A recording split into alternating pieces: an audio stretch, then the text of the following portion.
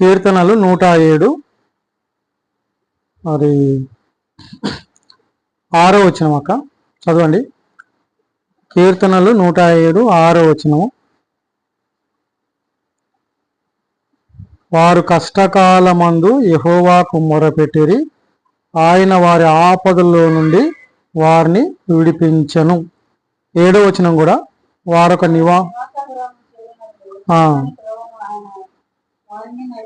చక్కని త్రోవను ఆయన వారిని నడిపించను.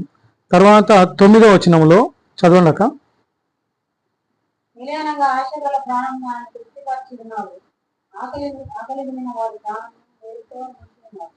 ఏలైనగా ఆశగల ప్రాణమును ఆయన తృప్తిపరిచిన్నాడు, ఆకలి గొనిన వారి ప్రాణమును మేలుతో నింపి ఉన్నాడు.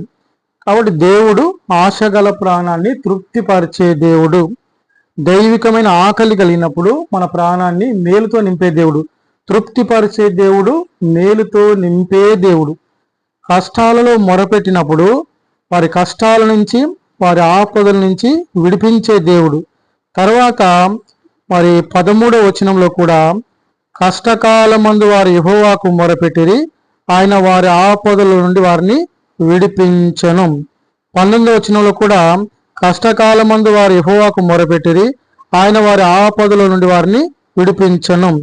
20వ వచనంలో ఆయన తన వాక్కును పంపి వారిని బాగు చేసింది. కాబట్టి దేవుడు ఇజ్రాయెల్ ప్రజల జీవితంలో మరి ఐగుప్తులో నుంచి మరి వారు బయలుదేరి వచ్చినప్పుడు దేవుడు ఎర్ర సముద్రాన్ని పాయలుగా చేస్తూ వచ్చినాడు, రహదారిగా చేస్తూ వచ్చినాడు. మరి వారిని మరి యెహోషువ ద్వారా కొంతకాలము ఎర్ర సముద్రం దాకా, మరి మోషే ద్వారా, తర్వాత యెహోషువ ద్వారా మరి వారిని దేవుడు చక్కని మార్గంలో నడిపిస్తూ వచ్చినాడు. యెరూషలేముకు వారు నడిపిస్తూ వచ్చినారు. వారు యాత్రా జీవితంలో ఎట్లా ఉన్నారంటే ఎడారి అరణ్యమందలి ఎడారి త్రోవను తిరుగులాడుచుండగా.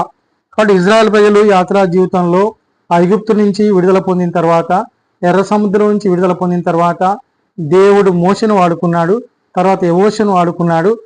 తర్వాత వారి యొక్క ప్రయాణ జీవితంలో అరణ్యము ఎడారి, అరణ్యము ఎడారి. అయితే వారి యాత్రా జీవితానికి అది అనుభవం లేదు. ఎడారి అనుకూలంగా ఉండదు, అరణ్యము కూడా అనుకూలంగా ఉండదు. అయితే అలాంటి అరణ్యంలో ఎడారిలో వారు తిరుగుతున్నారు, వారికి నివాసపురం ఏది లేదు. అయితే వాళ్ళు 40 సంవత్సరాలు ఆ రీతిలో తిరుగుతూ వచ్చినారు. అయితే ఆకలి దప్పుల చేత వారి ప్రాణము వారిలో సొమ్మసిల్లెను. వారు ఆకలి దప్పుల చేత సొమ్మచిల్లేవారుగా ఉన్నారు.